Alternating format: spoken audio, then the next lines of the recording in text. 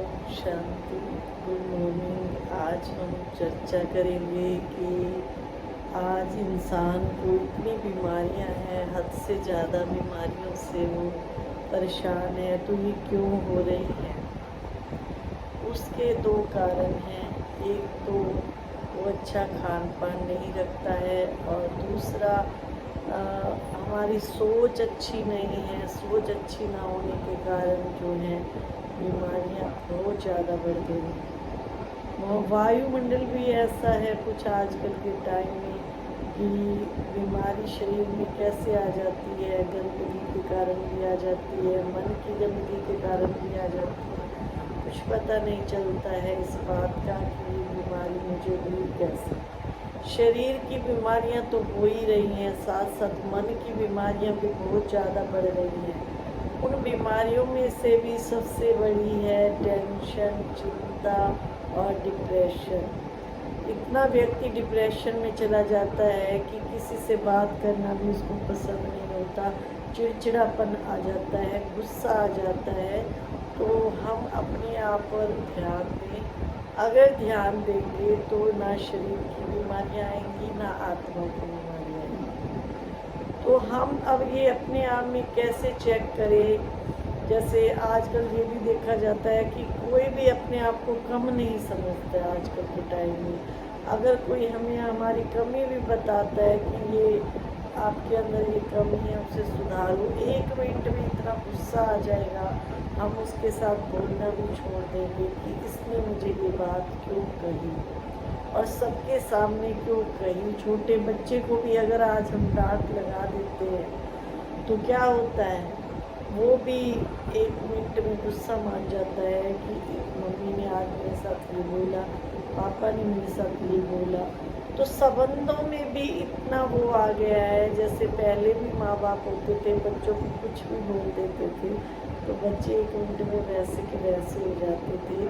संबंधों में भी ऐसा माहौल सा आ गया है। तो इसको हम चेंज कैसे करें। मेरा मानना तो ये है कि हम अपने आप को बदलें।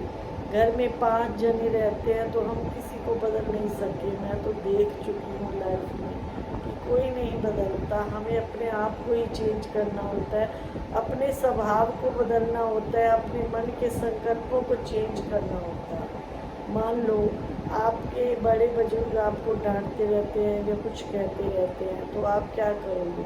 कुछ उनको तो बोल नहीं सकते हो, तो आप अपने मन के संकल्प अच्छे रखो। मन के संकल्प, मन की शुभ भावनाएं अच्छी रखो। जब शाम को हम मेडिटेशन में बैठते हैं, मैं शाम को 1 घंटा रोज बैठती हूँ, सुबह भी बैठती हूँ, तो उसमें जो आत्माओं से आप परेशान हो, आप कहते हो कि मेडिटेशन क्या है, मेडिटेशन कैसे किया जाता है। जैसे हम देखते हैं अपने मन के विचार दूसरे तक वैसे भी पहुंचा देते हैं, चाहे हमें ज्ञान है चाहे नहीं है। मन के संकल्प 1 मिनट में हम सोच रहे होते हैं और हम कहते हैं कि देखो हम अभी अभी आपको याद कर रहे थे, तो मन के संकल्प पहुंच गए ना उनके पास। तो क्या हम अच्छे संकल्प उनके पास नहीं कर पहुंचा सकते हैं। अगर आपके बच्चे भी अगर सही नहीं है, वो किसी गलत दिशा पे है, तो आप उनको भी अपने मन के अच्छे विचार दे करके उनको बदल सकते हैं। जैसे अभी अभी भी मैं हमारी जो बड़े दीदी हैं शिवानी दीदी, उनकी क्लास सुन रही थी। उन्होंने मेडिटेशन का बताया कि आप एक हाथ में उस परमात्मा की शक्ति को रखो और दूसरे हाथ में उन आत्माओं को इमर्स करो जिनसे आप परेशान हो, दुखी हो। तो उनके पास जैसे राइट हैंड से उनको प्रकाश दो, जैसे परमात्मा की किरणें आ रही हैं और उन आत्माओं में जैसे चेंजिंग आ रही है। जैसे आप बोल सकते हैं, फिर ये सोच सकते हैं कि परमात्मा आप शांति के सागर हो, इस आत्मा को शांति दो। परमात्मा आप सुख के सागर हो, इस आत्मा को सुख दो। धीरे धीरे आप देखोगे, अगर 21 बार 31 बार आप दिन में 21 बार ही बोलते हैं, मन में भी संकल्प लेते हो, उन आत्मा को प्रकाश देते हो, तो जरूर चेंज आएगा। कुछ ना कुछ चेंज आएगा, ऐसी बात नहीं है। मैंने भी अपनी लाइफ में उसको प्रयोग करके देखा है। बहुत कुछ चेंज होता है लाइफ में अगर हम योग का प्रयोग करते हैं। अब बिजली तो वही है, वही बिजली बल्ब में भी जा रही है, वही बिजली सब तरफ लाइट ही लाइट जा रही है, तो कैसे जा रही है? पावर हाउस से जब कनेक्शन होता है हर चीज़ से, तो लाइट सब में होती है। अगर पीछे मीटर में खराबी हो जाए तो क्या होएगा, लाइट आप पे ही बंद हो जाएगी। रिश्तों में तनाव इसलिए है क्योंकि हमारी जो मन की स्थिति है वो सही नहीं है। जैसे एक नर्स थी, तो वो बोली शिवानी दीदी से कि दीदी देखो सारा दिन डॉक्टर साहब गुस्सा करते रहते हैं, तो मैं क्या करूँ, मेरे मन में इस चीज़ का तनाव बहुत रहता है। मैं पेशेंट से ज़्यादा परेशान नहीं होती जितना उनसे, मतलब बड़े डॉक्टर से हैं उनसे परेशान होती हूँ, तो मैं क्या करूँ। दीदी जी ने यही कहा कि उनको भी ऐसे सोचो ना, ये बीमार है, जैसे उस पेशेंट को सोचते हो कि ये बीमार है, ऐसे अगर किसी के अंदर कोई कमी कमजोरी है तो वो मानसिक रूप से बीमार है, उसके पास आप क्या दो। आप अगर प्यार से व्यवहार करोगे, ऐसे हो ही नहीं सकता कि वो आत्मा एक दिन चेंज ना हो, जरूर चेंज हो जाती है। जैसे कोई भी खराब चीज़ होती है, धीरे धीरे रगड़ने से वो क्या हो जाती है, साफ हो जाती है। तो ऐसे ही अगले दिन जब वो गई तो छोटी छोटी बातों पे कईयों की आदत होती है गुस्सा हो जाना, तो उन्होंने मन में यही संकल्प लिया कि ये आज बीमार है, इनको अंदर से जो है ये बीमारी है, अपने आप ही ठीक हो जाए। तो देखो मन की सोच ही बदलनी होती है और कुछ नहीं बदलना होता है। सबके प्रति शुभ भावना शुभकामना रखिए, तो आज नहीं तो कल वो आत्माएं बदल जाएंगी। जो आज शरीरों में भी इतनी बीमारियां, इतने कष्ट आ रहे हैं, वो हमारी सोच के कारण आ रहे हैं। कुछ भी खा पी रहे हैं तो मन में तनाव, कुछ भी कर रहे हैं, कहीं जा रहे हैं तो तनाव, और कुछ सोच रहे हैं तो तनाव, खाना खा रहे हैं तो तनाव से खा रहे हैं।